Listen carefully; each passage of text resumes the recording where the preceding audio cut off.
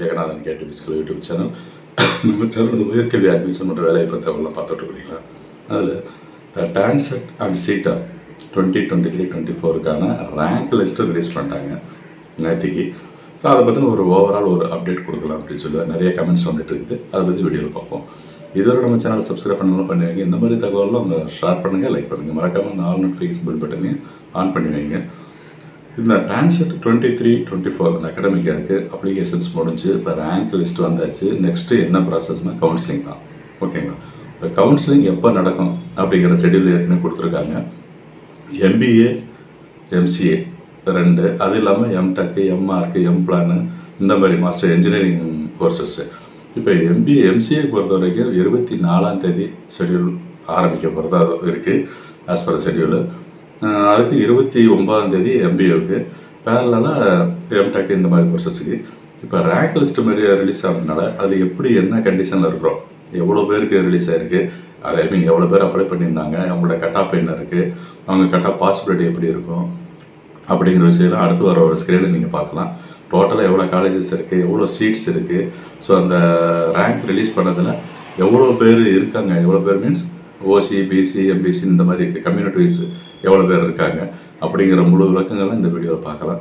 So இது ஒரு information பர்பஸ்க்காக கொடுத்துருக்குறோம்.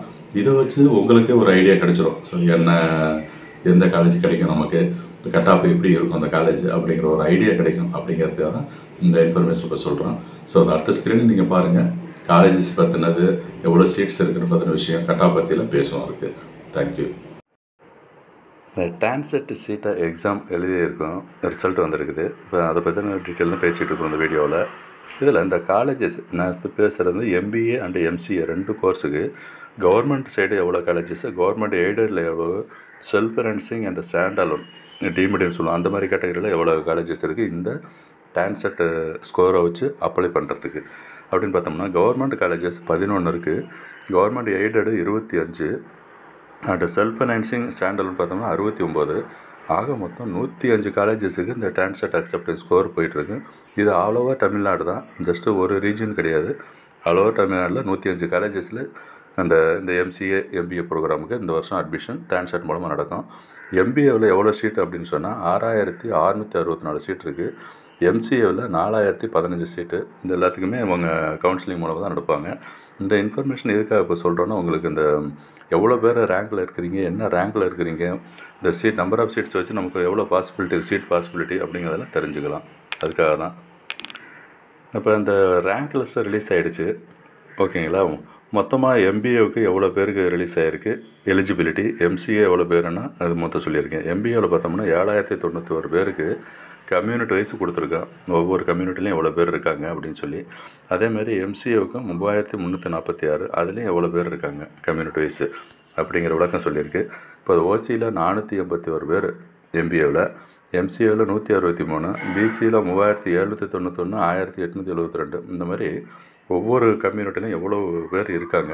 பட் இது எல்லாருக்குமே சீட்டு கிடைக்குமா அப்படின்னு பார்த்தா, ஏன்னா 7091 பேர், அங்கே சீட்டு பார்த்தோம்னா நிறையா இருக்குது. MBA சீட்டு 4000 5000 மேலெலாம் இருக்குது அப்படின்னு சொல்லி. பட் வாய்ப்பு இருக்குது. ஆஸ் பர் அவைலபிள் சீட்ஸு இதெல்லாம் பார்க்குறப்ப பாசிபிலிட்டிஸ் இருக்குது எல்லாத்துக்கும் கிடைக்கிறதுக்கு. ஸோ இருந்தாலும் கட் ஆஃப்னு ஒன்று வச்சுருப்பாங்க. அதை இப்போ டிசைட் பண்ணி சொல்லுவாங்க எவ்வளோ கட் ஆஃப் வரைக்கும் எலிஜிபிலிட்டி அப்படின்றது.